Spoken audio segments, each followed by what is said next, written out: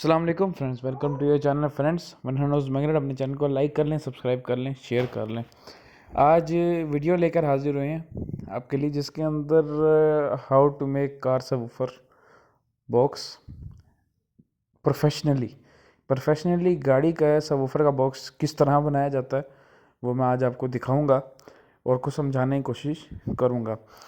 इस प्रोजेक्ट में 15 इंच के 2 SPL सबवूफर इस्तेमाल किए जा रहे हैं जो कि 1000 RMS ईच है। डुअल 1 ओम के T415 साउंड स्ट्रीम के SPL हैं। 1 इंच की MDF यूज़ की जा रही है। हमारे पाकिस्तान में पहली जो चीज़ है बेसिक समझने वाली वो ये है, हमारे पाकिस्तान में क्या होता है कि कोई भी शीट पकड़ी, चिपबोर्ड पकड़ी और काटा, कील उठाए, ठोका पकड़ के डब्बा बना दी, जबकि इस तरह नहीं होता। हर सबवूफर के अपने TS पैरामीटर्स होते हैं जिसके लिहाज से सबवूफर के बॉक्स को सॉफ्टवेयर के ऊपर ट्यून किया जाता है। अंग्रेज़ों के सॉफ्टवेयर्स होते हैं उनके ऊपर इनको ट्यून किया जाता है और किस तरह का आप म्यूज़िक सुनना पसंद करते हैं उस लिहाज से इनको ट्यून किया जाता है।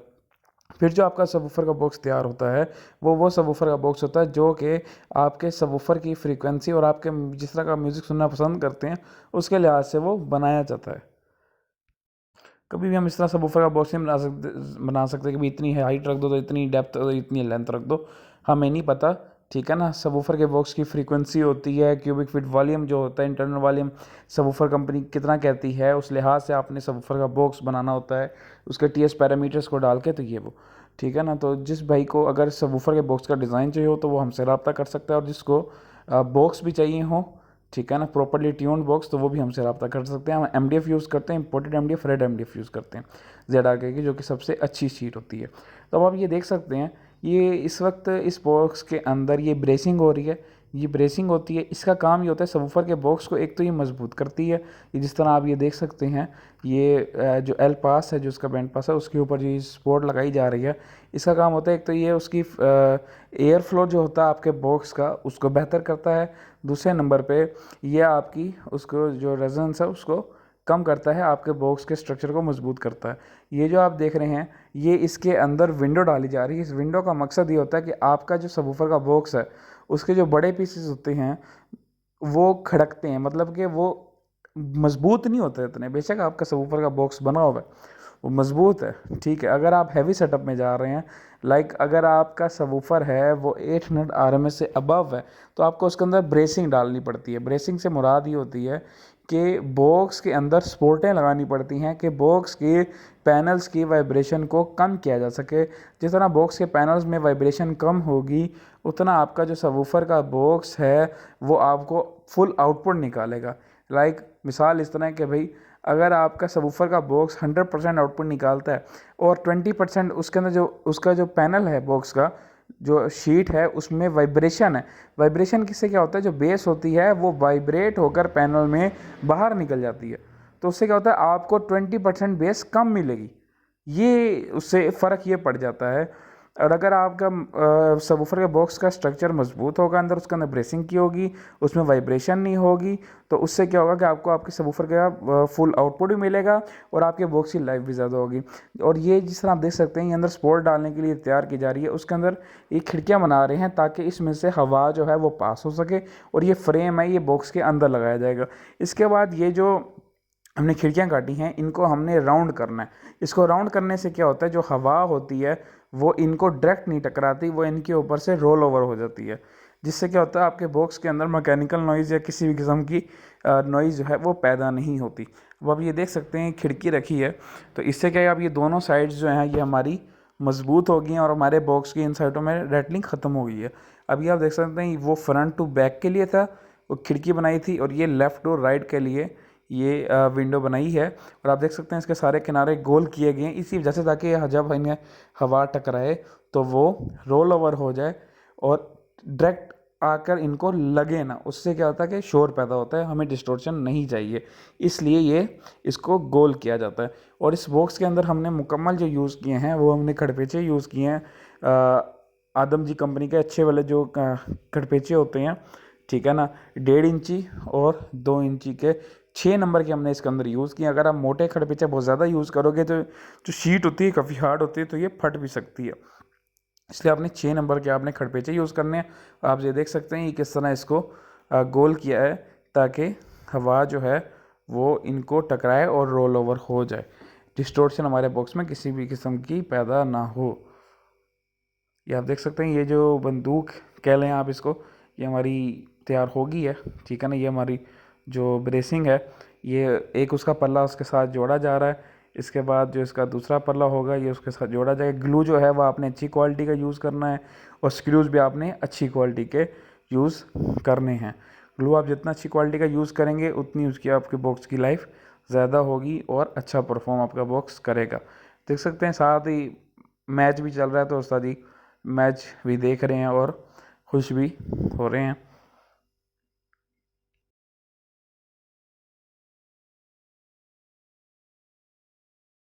इसका अंदर जो हमने तरीका यूज़ किया है कि हमने पहले ड्रिल से जो जहाँ पर भी हमने स्क्रू कसने थे उनके जितने स्क्रू की जो टिप है उसकी मोटाई है उसके जितना हमने सुराख किया है। उसके बाद उसके अंदर हमने सुराख करके बारीक बरमे से फिर हमने स्क्रू जो है वो आर पार किया है। ये आप देख सकते हैं, ये जो विंडो है ये बॉक्स के अंदर लगाई जा रही है, ठीक है ना, चेक करने के लिए कि भाई ये हमारी फिटिंग कैसी प्रॉपर आ रही है। और आप ये देख सकते हैं, अब इससे क्या होगा, हमारे लेफ़्ट राइट के भी पैनल्स मजबूत हो गए, हमारे अप डाउन के भी पैनल्स मजबूत हो गए हैं। तो इससे क्या होगा, हमारे बॉक्स में किसी भी किस्म की वाइब्रेशन नहीं आने वाली। और जितना हैवी सेटअप है, वाइब्रेशन जो है वो बहुत बुरी चीज़ है। इवन आपकी गाड़ी के अंदर भी, अगर आपकी गाड़ी के अंदर 2 सबवूफर लगे हुए हैं, फ़र्ज़ कर लेते हैं भी 3000 आरएमएस के 2 सबवूफर लगे हैं, 1500 आरएमएस के, और आपका गाड़ी में खड़का है बहुत ज़्यादा, आपकी गाड़ी डैम्प नहीं है, आपकी गाड़ी में बहुत ज़्यादा शोर है, तो उसका कोई फ़ायदा नहीं है। इतने हैवी एसपीएल सेटअप का कोई फ़ायदा नहीं है। आप उस सेटअप की कभी भी फुल पोटेंशियल को सुन ही नहीं सकते, क्योंकि आपको आपकी गाड़ी की रैटलिंग सुनाई दे रही होगी। तो इससे बेहतर है कि अगर आपकी गाड़ी में 200 आरएमएस का भी सबवूफर लगा हुआ है ना, और आपको वो क्लियर सुनाई दे रहा है, आपकी गाड़ी में रैटलिंग नहीं हो रही, वो उस 3000 आरएमएस के सेटअप से अच्छी क्वालिटी आपको प्रोवाइड कर देगा। अगर आप फुल सेटअप, अगर आप अच्छी क्वालिटी सुनना चाहते हैं तो आपको अपनी गाड़ी को भी डैम्प करना पड़ता है। यही काम इसके अंदर हो रहा है कि वाइब्रेशन को ख़त्म किया जा रहा है बॉक्स के अंदर से, ताकि हमारा जो बॉक्स है वो फुल 100% पोटेंशियल निकाले, किसी भी किस्म की वाइब्रेशन हमारे बॉक्स के पैनल में ना पैदा हो, और हमें जो बेस है वो मुकम्मल 100% मिले। इस तरह ही गाड़ी में क्या होता है, शोर की वजह से हमें जो बेस है वो 100% नहीं सुनाई पाती, वो निकल जाती है हमारी गाड़ी में। जब छत वाइब्रेट होती है या कोई भी चीज़ वाइब्रेट होती है, वो उसकी इवज़ में वो हमारी बेस जो है वो निकल जाती है। तो आप ये देख सकते हैं, इसके बाद ये एंगल रख के चेक किए जा रहे हैं कि हमारा जो विंडो है वो बिल्कुल सीधी है या नहीं। तो इसका आप इवन ये ज़रूरी नहीं है कि आप ये जो चीज़ें हैं, ये ब्रेसिंग वगैरह जो हैं, ये आप सिर्फ हैवी सेटअप्स में ही करें। इवन अगर आप 600 आरएमएस का भी कोई सेटअप बना रहे हैं तो उसके अंदर भी आप ये ब्रेसिंग कर सकते हैं, तो उसका कोई मसला मसाइल नहीं होता। अच्छी बात है उल्टा, ठीक है ना। अगर आप शीट की बात करें कि हम 1 इंच की एमडीएफ क्यों यूज़ करें, क्योंकि ये पावर ज़्यादा है, 2000 आरएमएस का सेटअप है, इसलिए हम 1 इंच की एमडीएफ यूज़ कर रहे हैं। अगर आपका सेटअप है लाइक 600 आरएमएस तक का, ठीक है ना, तो आप 1.25 इंची की एमडीएफ यूज़ कर सकते हैं, कोई मसला नहीं है। ब्रेसिंग कर लेंगे तो बहुत अच्छी बात होती है। ये आप देखें किस तरह जोड़ के साथ जोड़ सारे मिला रहे हैं। विंडो को नीचे से भी पक्का किया जा रहा है, ऊपर से भी सारा ग्लू लगा के इसको पक्का किया जा रहा है। इसके बाद एंड में सारी ग्लू से इसकी भराई भी की जाएगी मज़ीद इसको पक्का करने के लिए। यही पॉइंट्स होते हैं जो कि आपने देखने होते हैं, ठीक है ना। बाकी इंक्लोज़र मेन चीज़ होती है, इंक्लोज़र ट्यूनिंग होती है, ठीक है ना, कि आप खुद से कुछ भी सोच के इंक्लोज़र नहीं बना सकते। वो जो हम बनाते हैं इंक्लोज़र, उनका कुछ नहीं पता कि वो किस फ्रीक्वेंसी पे ट्यून है, कितना वॉल्यूम हमारे सबवूफर को मिल रहा है, क्या है क्या नहीं। और इवन कि अगर आप ये ब्रेसिंग भी ऐड करते हैं तो हमें इसका वॉल्यूम भी सबवूफर के बॉक्स में से एक्सट्रैक्ट करना पड़ता है, क्योंकि ये भी जगह लेती है, उसको हमें निकालना पड़ता है उसमें से। ये आप देख सकते हैं कॉर्नर तैयार किए जा रहे हैं। कॉर्नर्स का मकसद ये होता है कि भाई आपकी बॉक्स के अंदर जो हवा है, बेस जो है वो रुके ना, वो अच्छी तरह जो है आपके बॉक्स के अंदर वो घूमे और फ़ौरन बाहर निकल जाए। ये जो हमारे कॉर्नर्स होते हैं ये एल की तरह होते हैं। इसके अंदर क्या होता है, हमारी बेस आके समझ लें इस तरह एक तरह की फंस जाती है, ठीक है ना। तो इन कॉर्नर्स जो हम ये कॉर्नर लगा रहे हैं, इससे क्या होता है, हमारी जो बेस है वो स्मूथली हमारे बॉक्स में से बाहर निकलेगी, और हमें जो आउटपुट मिलेगा वो बहुत स्मूथ मिलेगा, और किसी भी किस्म की उसमें मैकेनिकल नॉइज़ या कोई भी एयर प्रेशर की नॉइज़ नहीं होगी। इवन लो फ्रिक्वेंसी के जब आप ट्रांसड्यूसर्स यूज़ करते हैं लाइक SPL सबवूफर्स, जिनमें लो फ्रिक्वेंसी ज़्यादा होती है, उसमें आपके सबवूफर के बॉक्स में अगर ज़रा सी भी कोई हवा की कोई नॉइज़ आएगी तो लो फ्रिक्वेंसी में आपको वो मज़ा नहीं आएगा। तो इसलिए इन कॉर्नर्स को लगाना ज़रूरी होता है। और उसके बाद इनका सबसे बड़ा फ़ायदा भी ये होता है कि ये आपके बॉक्स को मजबूत भी करते हैं मज़ीद। जिन जिन जगह पे कॉर्नर्स लगेंगे ये आपके बॉक्स को मजबूत करेंगे। आप फ्रंट शेल्फ पे भी लगा सकते हैं, आप डाउन शेल्फ पे लगा सकते हैं, और इवन आपका जो एलपोर्ट जो आता है बीम पास, आप इसको वहाँ पर भी इंस्टॉल कर सकते हैं अपने बॉक्स को मज़ीद मजबूत करने के लिए। अब ये फ्रंट बैफल जो है ये इसकी रखी जा रही है, ठीक है ना। और ये अगर सबवूफर के बॉक्स की वॉल्यूम की बात करें तो ये 10 क्यूबिक फीट इसका इंटरनल वॉल्यूम है ग्रॉस। अगर नेट की बात करें तो सारी डिस्प्लेसमेंट्स, इवन के जो सबवूफर हम अंदर डालते हैं, सबवूफर भी जगह लेता है, सबवूफर का मैग्नेट उसकी बॉडी जगह लेती है, उस जगह को भी हमने इंटरनल वॉल्यूम में से सब्ट्रैक्ट करना होता है, ठीक है ना। ये सब काम हम सॉफ्टवेयर से ही कर सकते हैं, हम अपने दिमाग से ये चीज़ें नहीं कर सकते, ठीक है ना। तो ये चीज़ होती है। तो इसका जो इंटरनल वॉल्यूम है नेट, सारे डिस्प्लेसमेंट्स को निकाल कर वो है 8 क्यूबिक फीट इंटरनल वॉल्यूम। और इस सबवूफर के जो कंपनी रिकमेंडेड जो वॉल्यूम है वो 8 क्यूबिक फीट इंटरनल वॉल्यूम है पेयर के लिए, और पर subwoofer 4 cubic feet internal volume है। अगर इसकी रेजोनेंस फ्रिक्वेंसी की बात करें तो 34 हर्ट्ज़ इसकी रेजोनेंस फ्रिक्वेंसी है, और जो बॉक्स ट्यून है ये भी 34 हर्ट्ज़ पे ही ट्यून है। रेजोनेंस फ्रिक्वेंसी वो फ्रिक्वेंसी होती है जो कि कंपनी बताती है कि ये वो फ्रिक्वेंसी जिस पे आपका सबवूफर जो है ये अपना पीक परफॉर्मेंस आपको प्रोवाइड करेगा। तो इसलिए आपको अपनी सबवूफर की रेजोनेंस फ्रिक्वेंसी के इर्द गिर्द ही अपने बॉक्स को ट्यून करना चाहिए। तो अब आप ये देख सकते हैं ये सबवूफर के जो होल्स हैं ये निकाल लिए हैं, और आप देखें अंदर से किस तरह ब्रेसिंग को, सब चीज़ों को आपस में जोड़ा गया है, एक एक चीज़ को। अभी क्योंकि अभी बॉक्स रफ तैयार हुआ है इसलिए इन्हें कई जगहों पे कील लगाए हैं, ठीक है ना, क्योंकि इसकी बॉडी को तैयार करने के लिए कील लगाना आसान रहता है।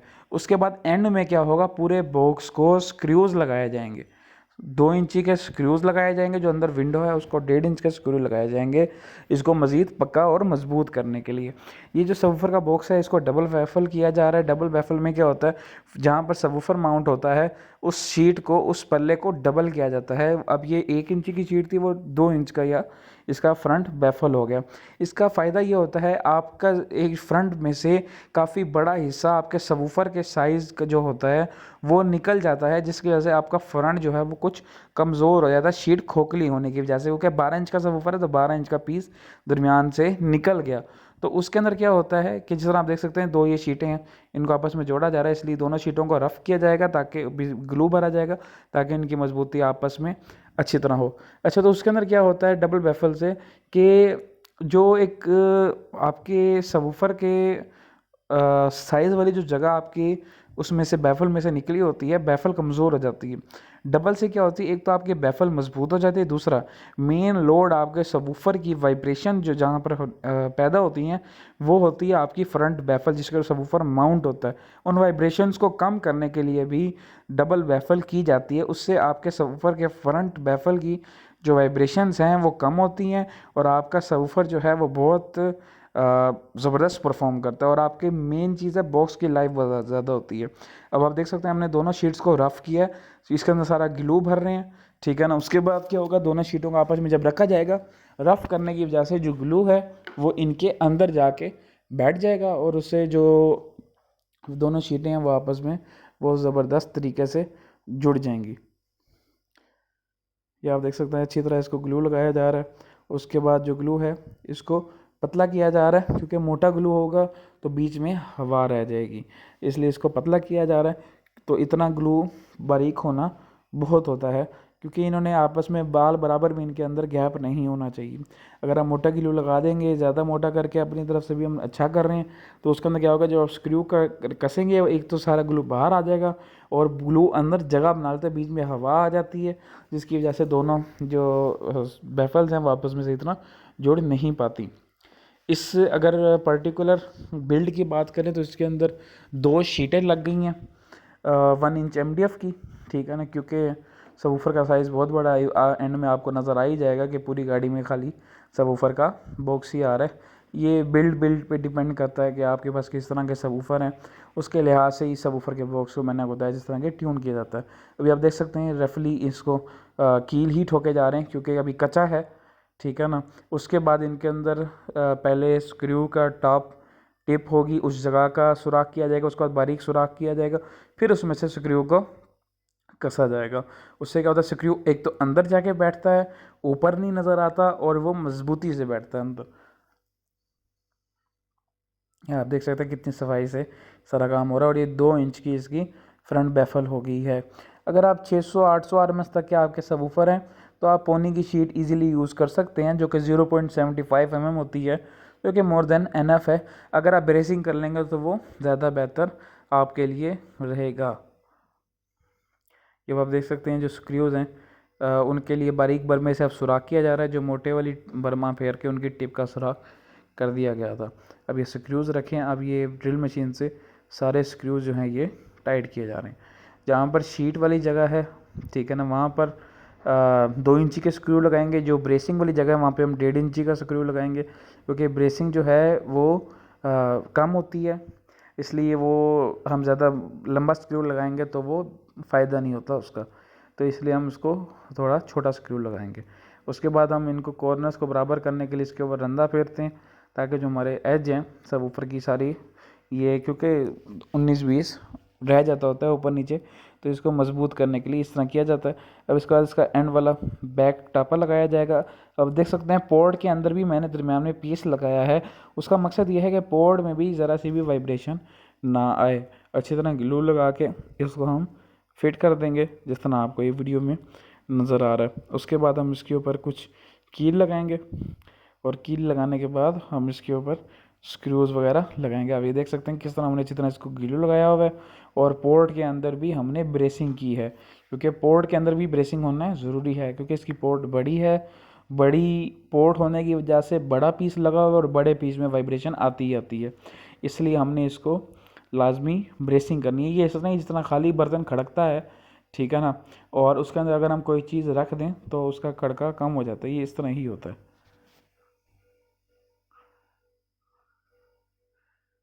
अब ये जिस तरह पोर्ट वाली जगह है, अब इसको भी राउटर फेर रहे हैं ताकि वो थोड़ी गोल हो जाए और जब हमारी बेस निकले वो बिल्कुल स्मूथली बाहर है।